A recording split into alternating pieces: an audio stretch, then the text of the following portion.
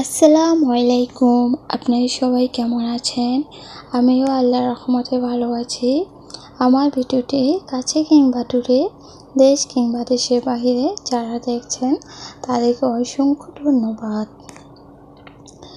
এদিকে আজকে আলুর ভর্তা বানিয়েছি। আগের ছিল পাতলা ডাল আর মুরগির মাংস।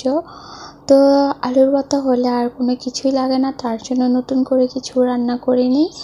এদিকে শিফামান নিজের হাতে নিজের আলুর ভর্তা বানিয়ে নিয়েছে। আর আমার আলুর ভর্তা আমি বানিয়েছি কাঁচামরিচ দিয়ে, দেশি ধনেপাতা দিয়ে। এদিকে দেখেন সাথে কাঁচামরিচও নিয়েছি খাওয়ার জন্য। এদিকে শিফামা আমার প্লেটে মরিচ দেখে বলতেছে, আম্মু আমি খাবো। যাই হোক, একটু ভেঙে দিয়ে দিলাম, ওকে তো বুঝ দিতে হবে।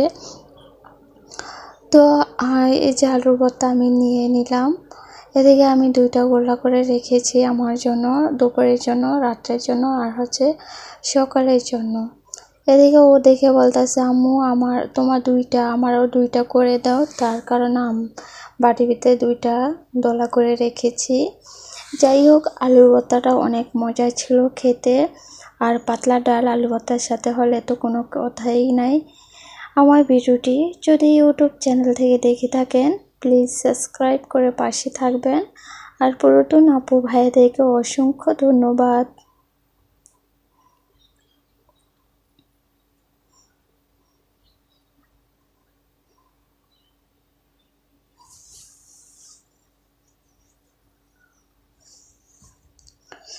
আমি প্লেটে ডাল নেওয়া নিয়ে শিফামাও বলতেছে যে আম্মু আমিও ডাল নিব প্লেটে। যাই হোক, ওর নিজে প্লেটে নিয়েছে ডাল।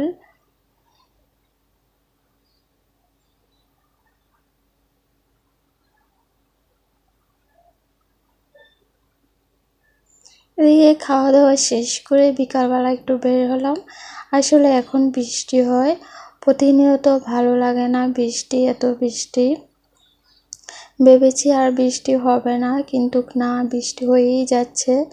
যাই হোক, বৃষ্টি হলে তো আর কোনো কিছু করার নেই। তো এদিকে আমি একটু কাঁঠাল গাছের ভিডিও করে নিব, দেখবো যে কয়েকটা কাঁঠাল আছে গাছে।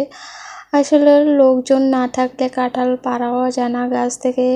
এক গাছে কাঁঠাল ফেটে আছে, আর এক গাছে বাদুড়ে খেয়ে রেখেছে কাঁঠাল। লোকজন না থাকলে কিছু করার নেই। আর আমাদের কাঁঠাল গাছগুলো বিশাল বড়, এই গাছে দেখে চলে যায়। আসলে কাঁঠাল গাছে উঠতে চায় না, এত বড় কাঁঠাল গাছ, মানুষ এসেও ভয় পেয়ে যায়। বিশাল বড় কাঁঠাল গাছ। আসলে আমি কখনো এত বড় কাঁঠাল গাছ দেখি নাই। আমার শ্বশুরবাড়িতে এসেই আমি দেখতে পেলাম যে এত বড় বড় কাঁঠাল গাছ। আজকের ব্লগ ভিডিওটি আপনাদের কাছে কেমন লেগেছে সবাই কমেন্টের মাধ্যমে জানাবেন। আজকের ভিডিও পর্যন্তই। আল্লাহ হাফেজ।